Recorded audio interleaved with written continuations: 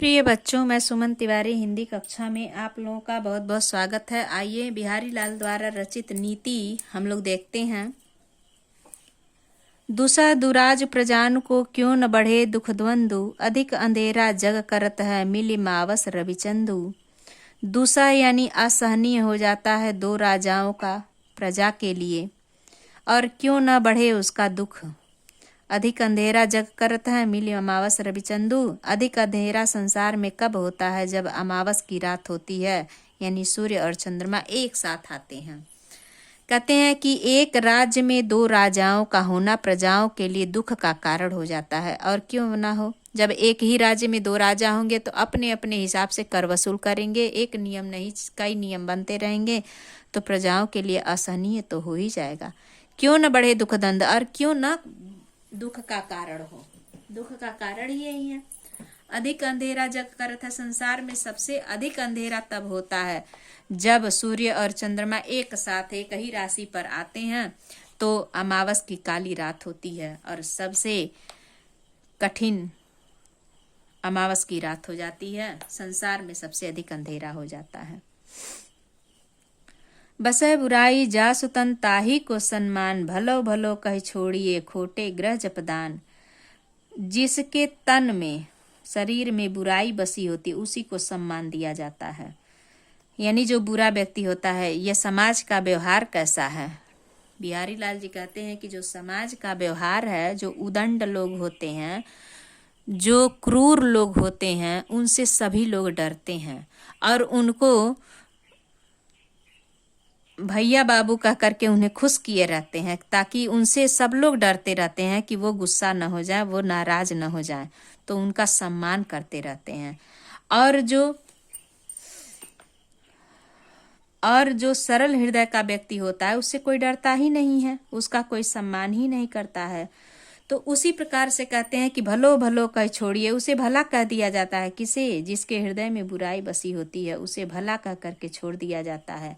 और खोटे ग्रह जपदान, यानी कि जैसे आप ग्रह जपदान में लीजिए तो शनि है, सबसे क्रूर शासक हैं, तो उनको सब लोग क्या किए रहते हैं? डर के मारे जाप ताप किए रहते हैं। और जो बृहस्पति ग्रह हैं, भौम ग्रह हैं, ये सब शांत ग्रह रहने वाले हैं, तो इनके लिए कोई जपदान नहीं होता है, ऐसा बिहारी लाल जी कहते हैं। अगली पंक्ति देखिए। न रुकी अरु नल नीर की गति एक कर जोय, जे तो नीचो होए चले ते तो ऊंचो होए। नर यानी मनुष्य, अरु और नल यानी नल, जो पानी पीने वाला नल होता है, और उसके जल की गति एक समान होती है। जे तो नीचे हुए चले, वह जितना नीचे होकर के चलेंगे उते तो उतना ही ऊंचा होते जाएंगे। जैसे मनुष्य को देख लीजिए, मनुष्य जितना ही झुक करके चलता है, वह उतना सम्मानित होकर के और ऊंचे होते चलता है, ऊंचे होते जाता है। उसी प्रकार नल के पाइप को जितना ही नीचे लगाते हैं, उसका जल, उसका पानी उतना ही बढ़िया और अच्छा आता है। दोनों की गति, मनुष्य और नल की गति एक समान बताए हैं बिहारी लाल। जे तो जितना नीचे होके चलेंगे, वह उतना ही ऊंचा ऊपर उठते जाएंगे। अगली पंक्ति देखिए। बढ़त बढ़त संपत्ति सलीलु मन सरोज बढ़ी जाए, घटत घटत सु न फिर घटे बरु समूल कुमिलाए। कहते हैं कि जब संपत्ति रूपी हमारे धन संपत्ति धन सरोवर बढ़ते हैं, तो मन रूपी